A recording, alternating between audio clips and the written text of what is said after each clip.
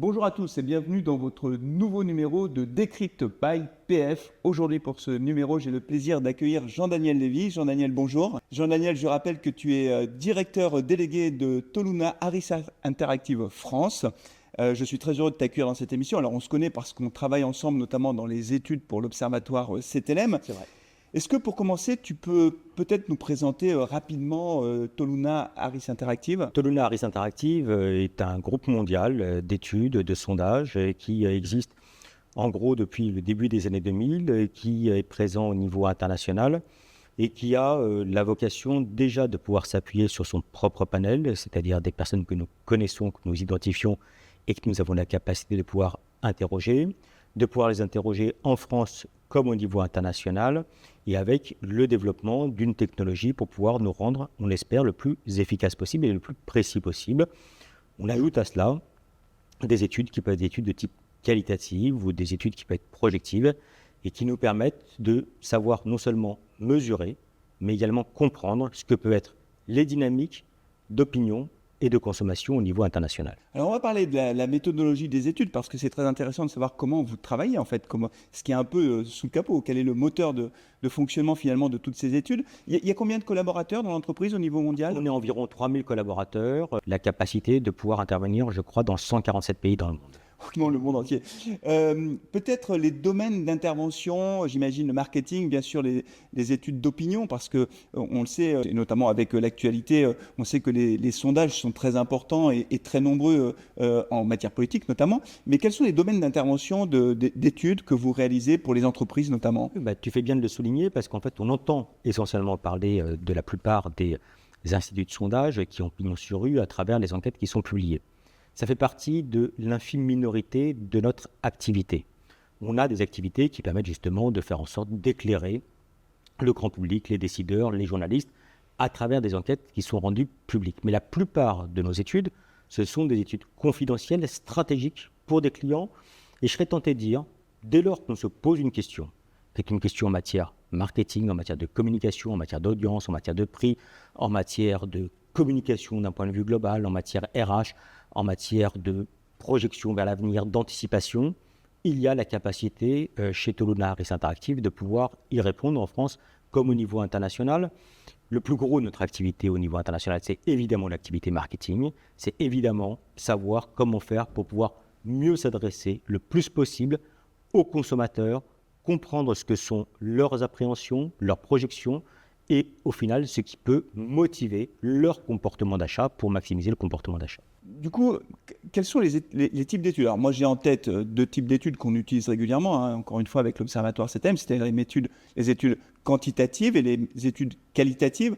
Déjà, est-ce que tu peux nous expliquer la différence entre les deux? De manière un peu schématique, les études quantitatives permettent de mesurer, les études qualitatives permettent de comprendre. Pour mesurer, il n'y a rien de plus simple, on s'appuie sur un échantillon représentatif. On a des données qui nous permettent de savoir la population de référence qui nous intéresse, quelles sont ses caractéristiques en termes de genre, d'âge, de catégorie sociale, de localisation géographique. Si on s'intéresse auprès du grand public, si on s'intéresse auprès des salariés, on va avoir d'autres critères. Si on s'intéresse auprès de décideurs, on peut avoir d'autres critères. Mais l'idée, c'est d'avoir un échantillon qui est un échantillon représentatif. La plupart du temps... Je te coupe la parole parce que la notion de représentativité, elle est très importante, évidemment, pour la fiabilité des résultats. Mais on voit des échantillons de 1000 personnes pour un pays comme le nôtre. Avec 1000 personnes, on arrive à avoir un échantillon représentatif de la population française en âge, en CSP, en revenus, etc. Absolument. Mais non seulement en France, mais également si on interroge des Chinois, des Indiens, des Américains ou des habitants du Luxembourg. En fait, ce qui est intéressant, c'est que la loi statistique le montre.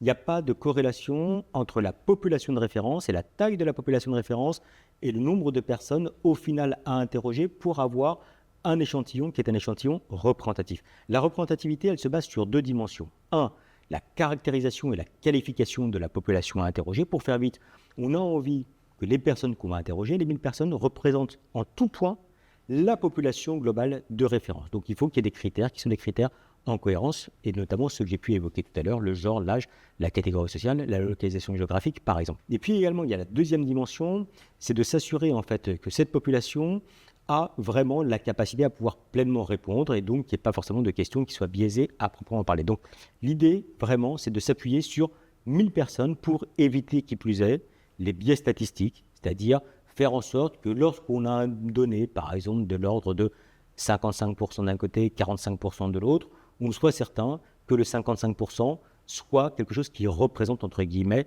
la majorité des répondants qui ont été interrogés.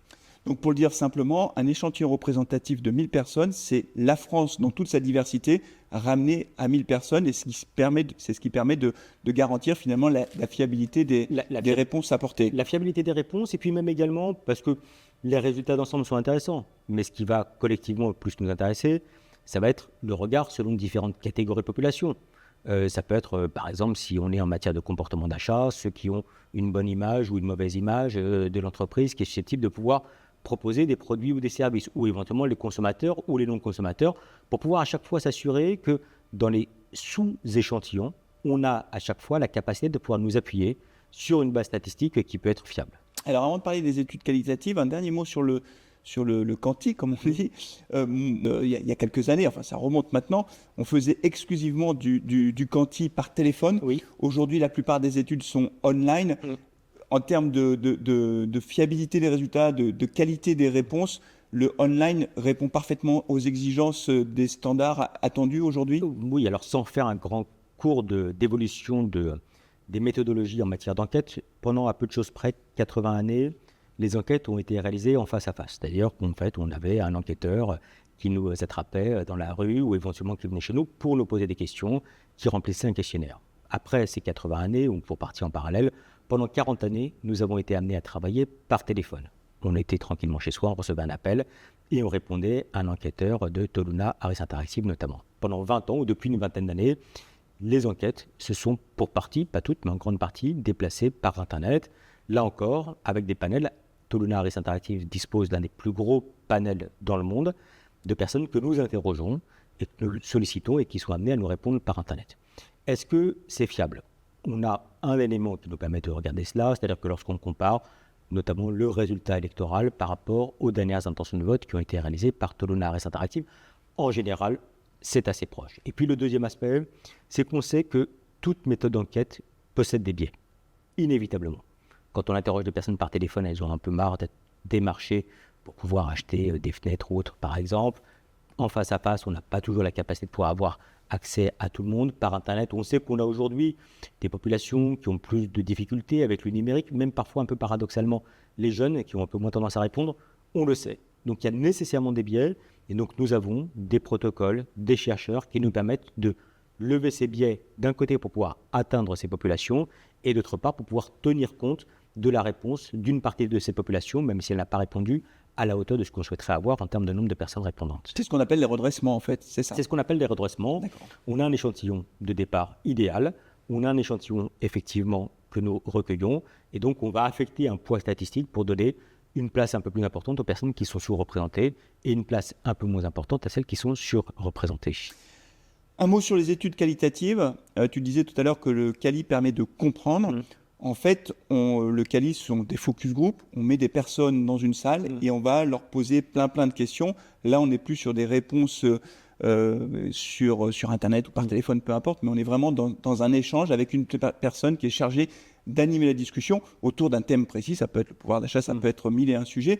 Le qualitatif apporte quelque chose en plus dans les études. Il apporte vraiment quelque chose en plus pour les études. Je sais que tu aimes beaucoup les études qualitatives. Parce qu'en fait, on est vraiment dans des approches où on interdit, entre guillemets, aux personnes de répondre par oui ou par non, de dire si elles sont d'accord ou pas d'accord. On leur demande de justifier à chaque fois leurs propos.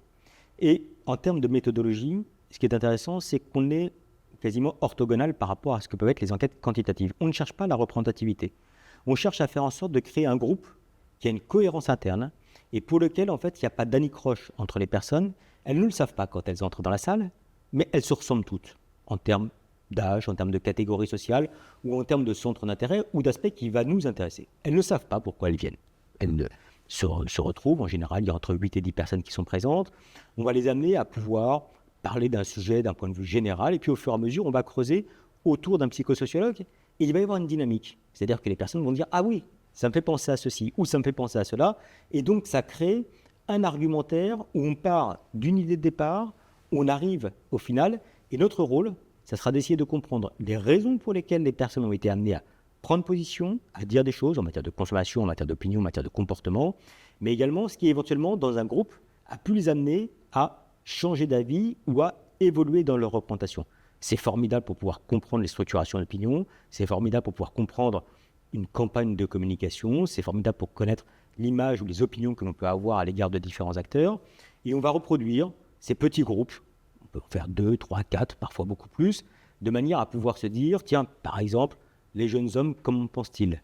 Les femmes un peu plus âgées, comment se positionnent-elles? Les catégories populaires, les catégories supérieures, les personnes qui habitent en milieu rural, en milieu urbain. On peut à l'envie vraiment multiplier ce type d'aspect. Il arrive assez fréquemment qu'on réalise une enquête quantitative, qu'on dépouille les résultats de l'enquête quantitative, et on se dit, tiens, on a ces 4, 5, 6, 10 populations qui vont nous intéresser. On n'arrive pas toujours à comprendre les raisons pour lesquelles elles nous donnent ce type de réponse, et donc on va être amené à les interroger plus longuement. Alors, Flavien, on ne réalise pas que des enquêtes en face à face qualitatives.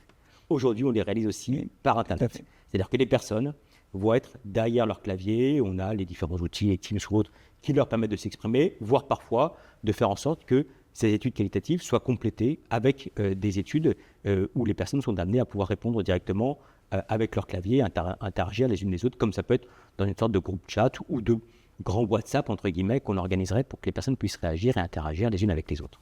C'est vrai que les entretiens qualitatifs sont vraiment très intéressants.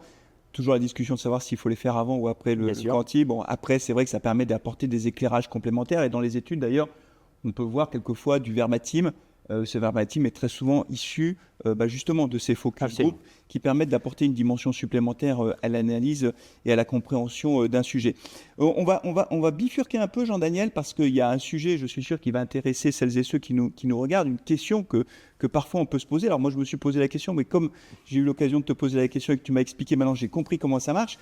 On comprend comment fonctionne une enquête d'opinion. Voilà, il y a un sondage qui est fait en ligne, on pose des questions, etc.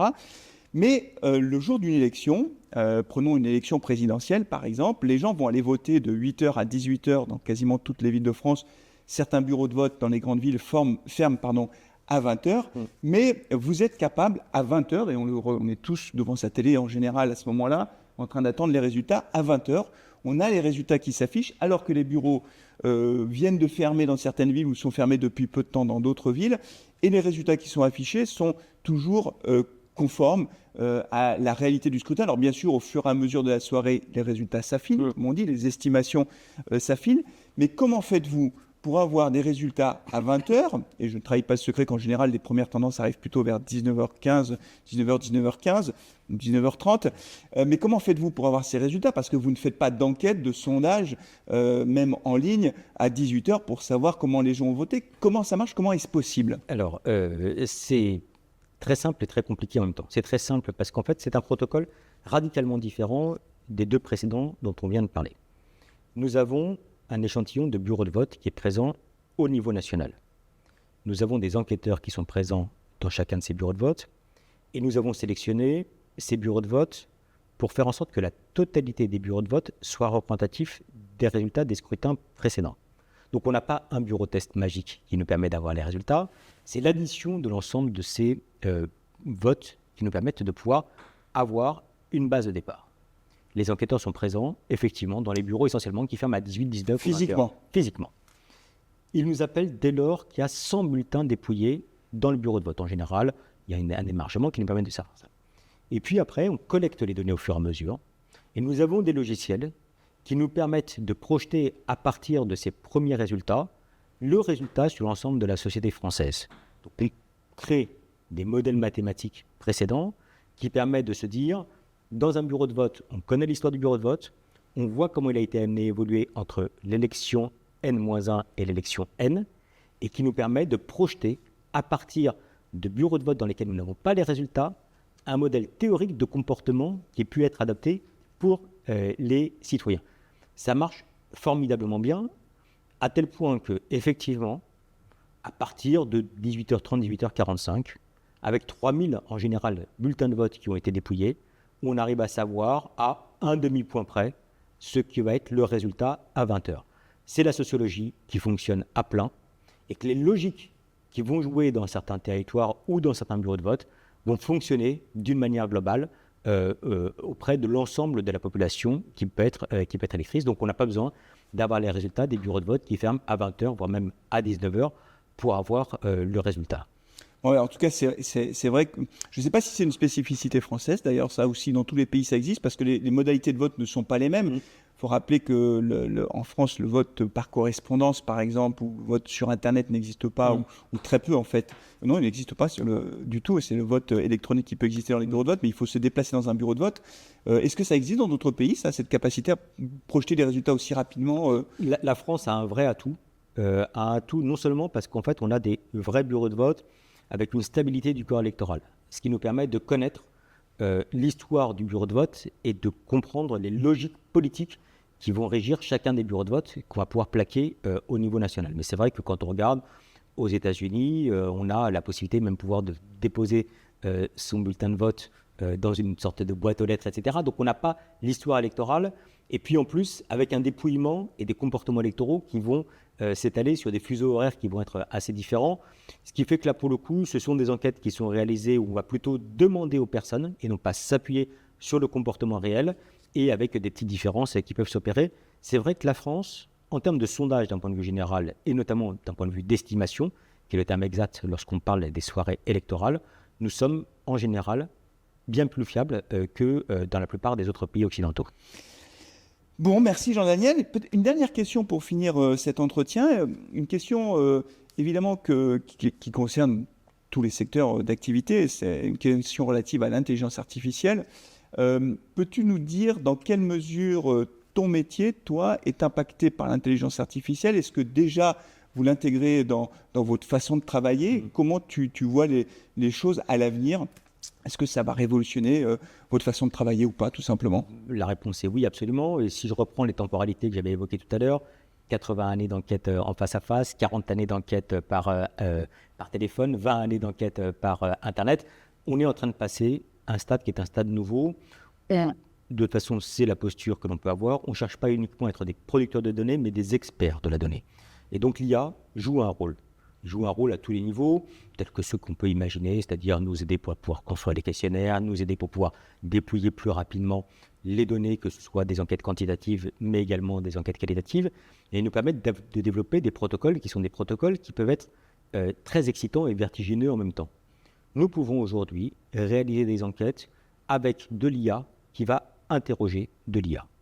Et en faisant ça, et quand on les compare à des résultats de vraies personnes qui ont été interrogées, les résultats sont parfois extrêmement proches. Donc on peut le faire en quantitatif, on peut le faire en qualitatif, on va créer des personas, on va donner une histoire à chacune des IA qui vont être interrogées, et ce qui va nous permettre de pouvoir comprendre des logiques, donc interroger des populations que jusqu'à présent pour lesquelles nous rencontrons des difficultés à pouvoir questionner, interroger des populations qui sont faiblement représentées, voire même pouvoir nous aider à pouvoir mettre en place des méthodologies où on va mixer, entre guillemets, des protocoles un peu traditionnels et des protocoles modernes. On peut aujourd'hui réaliser des enquêtes qualitatives, par exemple, auprès de 80, 100, 1000, 2000 personnes, avec des l'IA qui nous aide, qui va faire des relances, qui va permettre de pouvoir animer des groupes théoriques et faire en sorte que quelques minutes après la fin du recueil de l'information,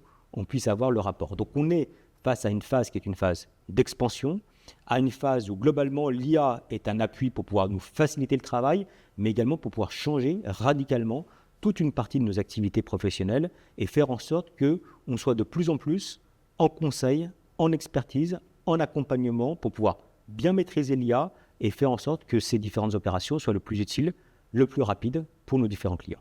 Bon, la révolution est en cours, en clair. La révolution est en cours. On ne sait pas du tout quand une révolution s'entame où nous serons, mais en tout cas, nous avons des pistes sur lesquelles nous nous appuyons et qui sont terriblement excitantes.